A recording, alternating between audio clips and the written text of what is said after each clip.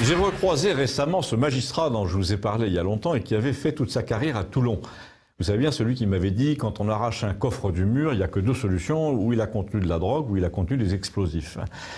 C'est aussi lui qui m'avait dit, finalement, c'est l'un des plus proches de Macron, Castaner, là, qui à l'époque n'était pas ministre de l'Intérieur, qui a parlé le premier de destitution du président, puisqu'il a adressé des remontrances au président du Sénat en disant « Avouez-le, c'est ça que vous cherchez », sans s'apercevoir qu'en disant ça, il a crédité la thèse qu'il y avait dans le dossier de quoi faire sauter le président.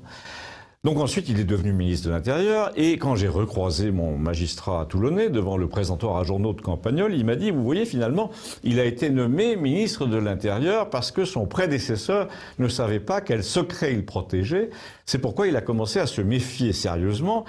Et le deuxième, lui, sait très bien ce qu'il protège et que la partie explosive du dossier le menace aussi. Donc c'est un peu comme Benalla, il n'a pas de souci à se faire tant que le patron reste en place.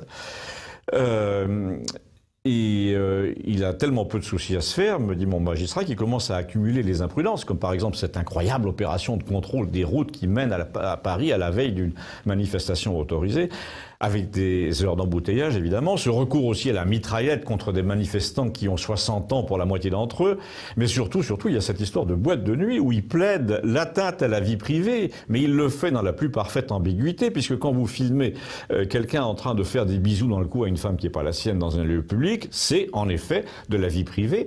Mais quand le type va simplement dans le lieu public en question, se saoule et danse sur la piste, il se place exactement au même niveau que tous les adolescents, les jeunes qui en font autant pour envoyer leurs clips sur Facebook. Donc il va être dur de plaider que sa seule personne sur la piste de danse était intouchable. S'il craignait les indiscrétions, il ne fallait pas y aller danser comme ça dans une boîte connue, me dit-il.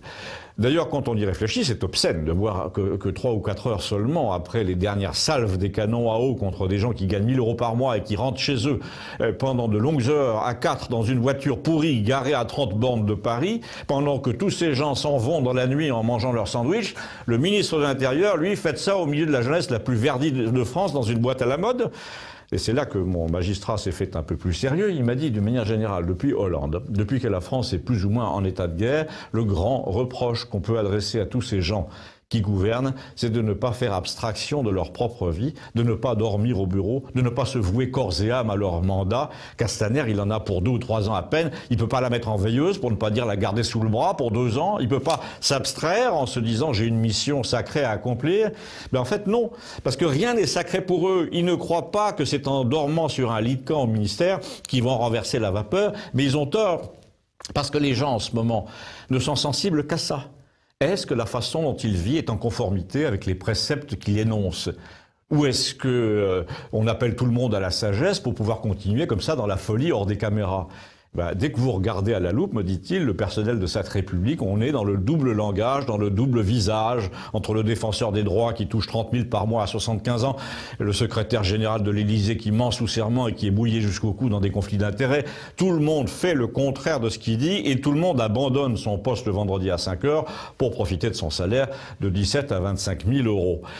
Et là, je lui ai raconté, et je vous raconte aussi, que j'avais fait l'objet de vives critiques de la part de la Société des rédacteurs du Figaro, il y a quelques années, pour avoir révélé que j'avais croisé le Premier ministre Valls dans une parfumerie à 4 heures de l'après-midi à Paris. Alors on me dira, il avait le droit, sauf que le même jour, à la même heure, François Hollande assistait à un spectacle en matinée au Jamel Comedy Club. Et je posais donc dans le journal la question malvenue, hier à 16 h, qui gouvernait la France?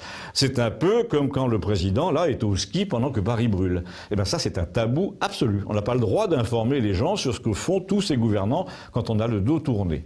Du coup, m'a dit mon magistrat en surenchérissant, vous n'écrivez plus dans ce journal. Mais finalement, il importe peu, a-t-il ajouté, car désormais, ce qui va se passer contre les journaux, leur personnel, leurs propriétaires, et c'est inscrit dans les gènes de la situation.